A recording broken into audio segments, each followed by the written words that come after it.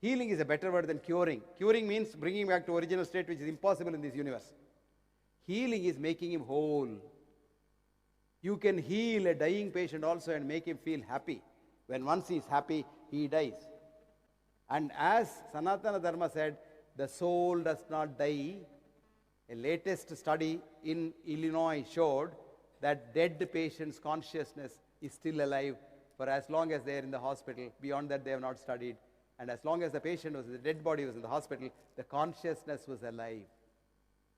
How many of you read that book, Life After Death? Raymond Moody Jr. Of course, you can always criticize that it's not done. No, it is all done properly.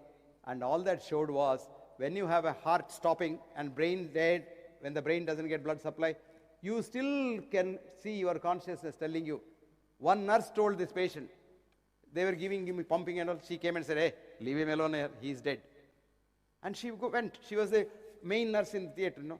This patient had never seen that lady before. Okay? Anyway, he recovered.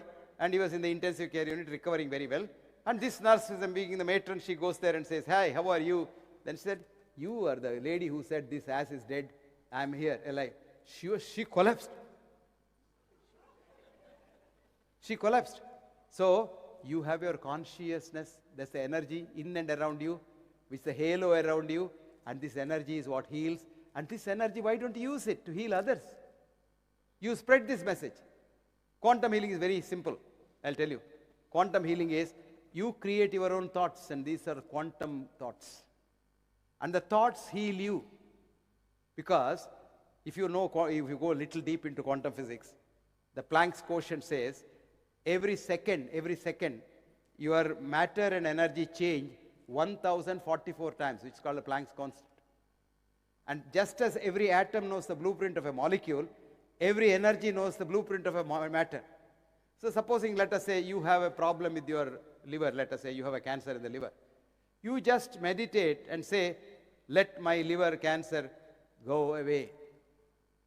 So when next time the energy, which is the quantum energy, changes into matter, it rebuilds your liver without the cancer.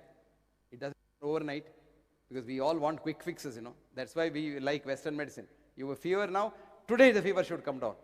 Nobody tells you fever is a good thing God has given you because you have a germ inside you. The germ to kill you require higher temperature. On the contrary, we go and kill the fever. So instead of 1 day's recovery, which you would have had without the drug, you have 1 week's recovery and then say, oh, I'm a weakness, I can't go to the hospital, and all because of drugs. So friends, it's your thought that can change. And where does the thought generate? In the mind, not in the brain. Remember that? The lady who showed that the opiate receptors outside the brain for the first time, she is dead, Candace Pert in the NIH. So the NIH director who got this, because she will get Nobel Prize certainly for this. So he published that in his name. So she went to the Nobel Committee with her ledger and said, this is my work, this rascal has published that. So in the bargain, he didn't get the Nobel Prize and she also didn't get the Nobel Prize. But she has written a book for you, how you can treat yourself with the mind. And the book's name is Molecules of Emotion. What's the book's name? Molecules of Emotion. And the author's name? Candace, C-A-N-D-A-C-E, Pert, P-E-R-T. And there one sentence I'll tell you in that book. The book is very good. It tells her about her problems and things like that. She says, time has come for us now not to reach to the cupboard for pills for a headache. You take a quiet place in your house, better Guruji's pyramid, sit quietly for a little while and elevate your consciousness to a level where your consciousness, your mind can heal your headache. Drugless treatment. So fascinating. And a lot of people will say, oh, what is homeopathy? I can't see any chemistry in homeopathy. I test it, it's no chemistry. There can't be chemistry because it's not meant to be chemistry. Now, Rustum Roy has found out the structure of water, which has got loose bands. You put any medicine, say a drop of Sambucus nigra into medicine, that changes the structure of medicine.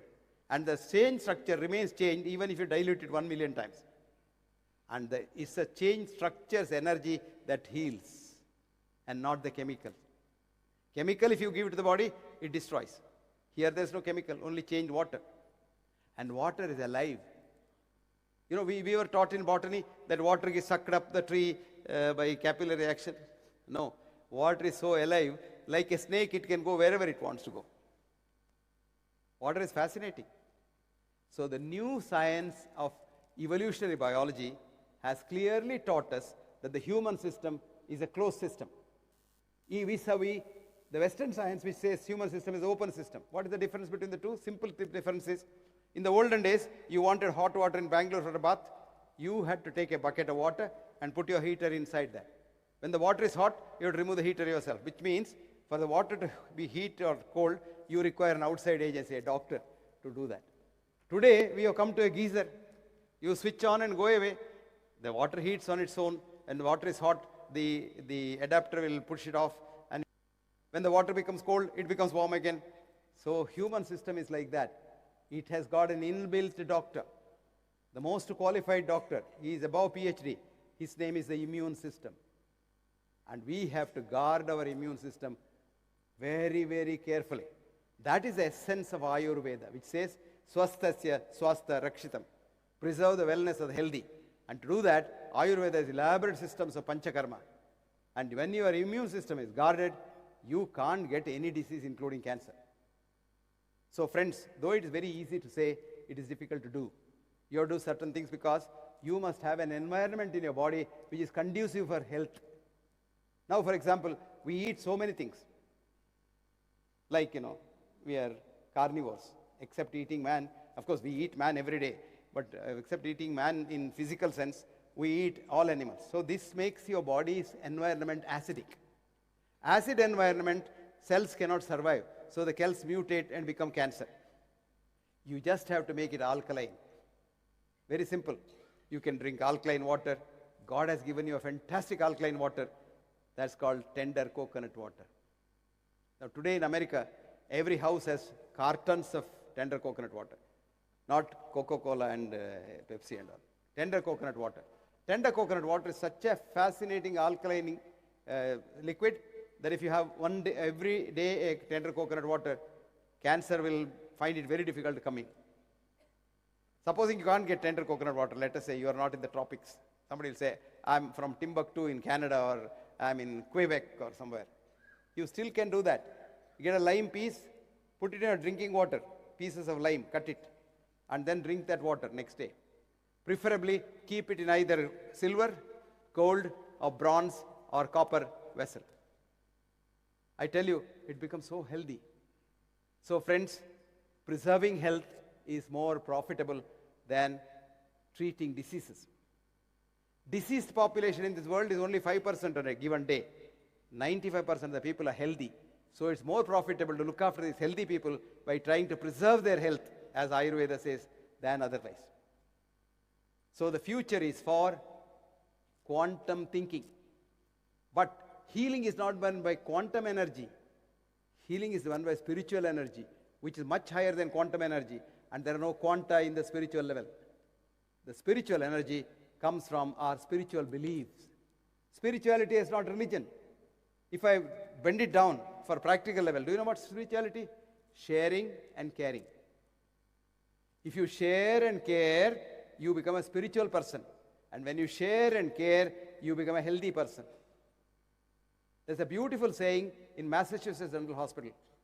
There was a man called Peabody, Francis Peabody, who was the director of the Mass General Hospital in 1927, he retired. He gave a motto which they have written there. Patient care is caring for the patient. Did you understand that? Patient care is caring for the patient. That's the motto of the Massachusetts General Hospital. You go there, it's written on the wall. Patient care is caring for the patient. Caring. That's what D.H. Lawrence wrote. Our progress in this world is trouble, but care. And care for others, you will be a healthy person. Scare others, you will be an unhealthy person. Hate others, you will get autoimmune disease. Now let me once again thank Guruji, the organizers, and all of you for a patient hearing.